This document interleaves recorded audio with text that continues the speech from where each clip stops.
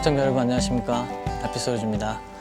오늘은 낚시를 하러 나왔는데 입질이 너무 없습니다. 그러니까 어제까지 한파주의보였고 오늘 아침까지 엄청 춥다가 갑자기 날씨가 이제 햇빛이 찌면서 조금 좋아졌거든요. 근데 이틀 동안 너무 추워서 그런지 입질이 전혀 없습니다. 그래서 마련했습니다. 제가 유튜브를 영상을 올리고 댓글들을 읽어보면 장비를 물어보시는 분들이 너무나 많습니다. 저는 장비에 관심이 이렇게 많으신지 솔직히 잘 몰랐습니다. 그냥 자기 스타일에 맞는 거 그냥 쓰면 되는데 굉장히 궁금해 하시더라고요. 그래서 간단하게 한번 설명을 드려보려고 합니다. 먼저 낚싯대 같은 경우는 저는 천류사에서 나오는 천연홍골드를 주력으로 사용하고 있습니다. 이게 기본 색깔은 약간 자줏빛인데 햇빛이 이렇게 딱 반사가 되면 굉장히 붉은빛이 나면서 색깔이 조금씩 이렇게 영롱하다. 저는 굉장히 이쁘다고 생각합니다. 탄성이 굉장히 좋아가지고 앞치기가 잘 됩니다. 그리고 천류대들은 허리 힘이 굉장히 좋습니다. 중간에서는 이게 붕어를 이렇게 딱 잡아주는 느낌? 굉장히 큰 고기를 걸어도 이렇게 딱 세우고만 있으면 이 허리 힘에서 거의 다 받쳐준다. 저는 그런 느낌을 받고 잘 사용하고 있습니다. 언제 저가가 좀 눈에 띄게 좋아졌냐면 장대를 쓰고부터, 전에도 50까지는 갖추고 있었는데 52, 56, 60 이제 장대를 사용하면서부터 저는 저가가 좋아졌다고 그렇게 생각하고 있거든요. 제 영상을 한 번씩 보면 장대에서 많이 잡습니다. 왜 장대에서 많이 잡냐면 밤낚시 같은 경우는 짧은 데서도 분명히 고기가 많이 나오거든요. 제가 조용히 하고 있으면, 주변에 사람도 막 북적북적 하지 않으면 짧은 데로도 붕어가 많이 붙는데, 저는 오전 짬낚을 많이 하잖아요. 제가 점심에 출근하기 때문에 오전 짬낚을 많이 하는데 아침 같은 경우는 이렇게 바로 발 앞에까지 조금 덜 옵니다, 밤보다는. 그리고 가까운 쪽 수초보다는 먼 곳에 수초가 있다, 그럼 그쪽이 확실히 저는 입질이 좋다 생각하거든요. 그래서 장대는 낚시를 좀 깊이 하시는 분들은 장대를 가지고 계시면 저가에 도움이 될 겁니다. 천연홍골드는 1.7칸부터 6.0칸까지 나옵니다. 17, 그 다음에 바로 20입니다. 그 다음부터는 0.2칸 단위로 22, 24, 26, 28 이렇게 쭉 0.2칸 단위로 가다가 50, 52, 그 다음에 54가 아니라 56, 그 다음에 58이 아니라 60입니다. 그래서 50, 52, 56, 60 그렇게 해서 한 세트가 20대입니다. 저 같은 경우는 두 세트를 보유하고 있고요. 40대죠.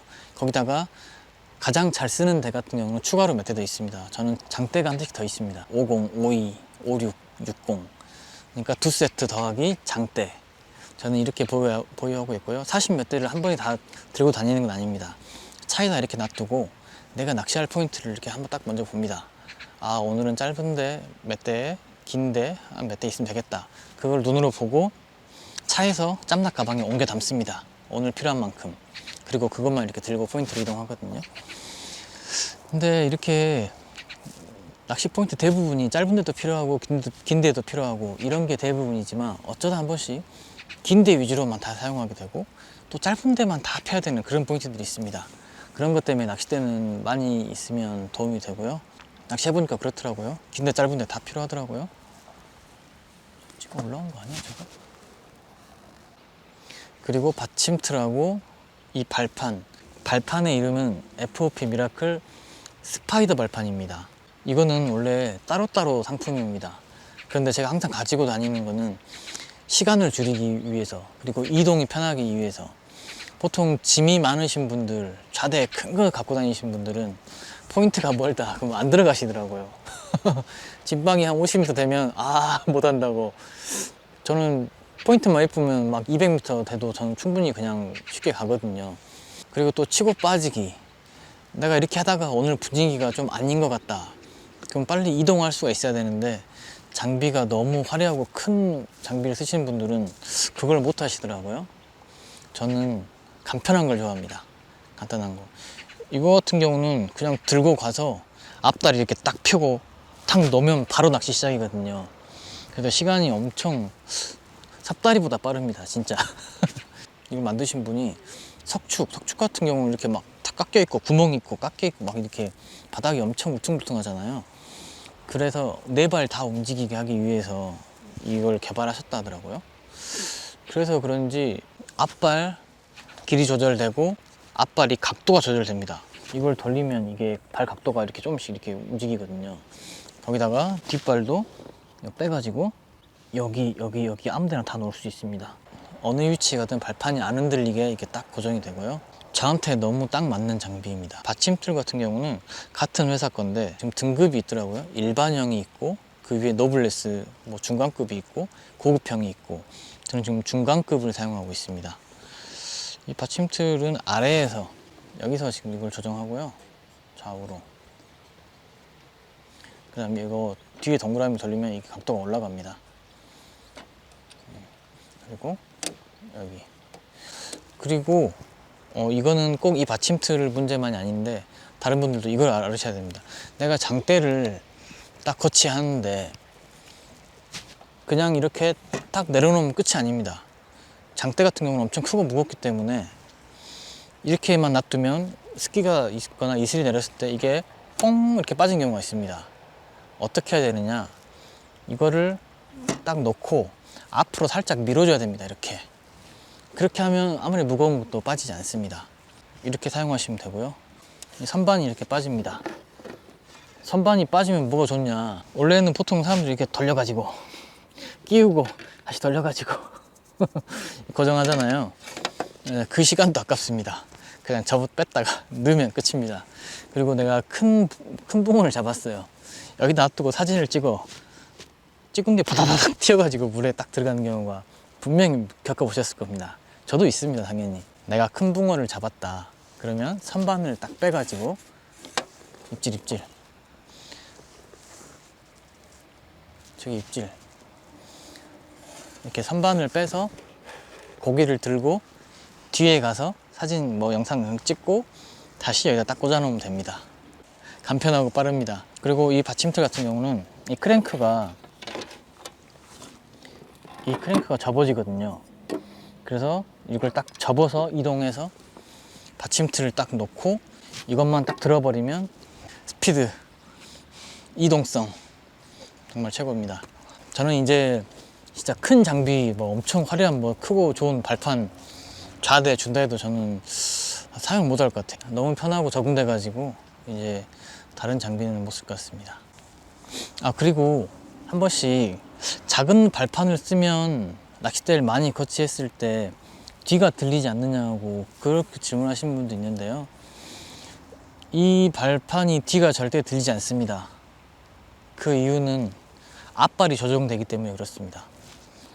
내가 앞발이 각도가 너무 낮다, 장대 위주로 놨습니다. 그럼 당연히 뒤가 들리죠. 근데 이거 같은 경우는 앞발이 조절되기 때문에 이 각도를 조절해 버리기 때문에 절대 뒤가 들리지 않습니다. 낚시줄 같은 경우는 저는 상표를 가리지 않습니다. 그냥 있으면 다 쓰거든요. 뭐 특정 뭘 쓴다 말씀드릴 수가 없고 그냥 누가 하나 이거 써봐 하고 주면 그냥 줄 씁니다. 저는 붕어를 좋은 줄로 잡은다고 생각하진 않거든요. 완전히 싼 줄만 아니면 솔직히 그냥 다 씁니다. 근데 제가 유튜브를 하기 전에는 8,000원에 막 500m 막 그 리립줄 있잖아요. 그런 걸 썼거든요. 그때도 붕어 잘 잡고 다녔거든요. 아무리 못해도 그런 것보단 더 좋을 거 아닙니까? 그래서 저는 줄은 큰 영향을 주지 않는다고 생각합니다. 좋은 줄이 없어도 그냥 기본만 되면 다 할 수 있다 생각합니다. 원줄, 목줄 다 그냥 호스만 맞으면 저는 다 사용합니다. 좀 추울 때, 겨울하고 초봄까지는 원줄, 세미 또는 나일론 모노줄 2호에 목줄 뭐 같은 거 1.75호를 사용했습니다. 그리고 원래 그 시기가 지나면 전에까지는 원줄 2.5호에 목줄 2호를 썼거든요. 그런데 올해 지금 4, 5월에는 원줄 3호에 목줄 2호나 2.5호를 써보려고 지금 채비 새로 할 때는 지금 다 그렇게 바꿔가고 있습니다.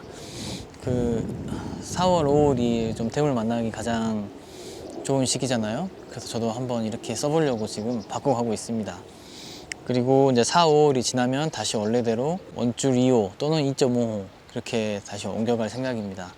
저는 그렇게 딱 철저하게 딱 정해진 대로 하지 않고요. 상황에 따라서 조금씩 바꿔가는 완성체가 아니기 때문에 저도 여러 가지 변화를 주면서 테스트를 해봅니다. 그리고 부력 같은 경우는 50 아래로도 거의 2g대, 2g 후반대도 쓰고요.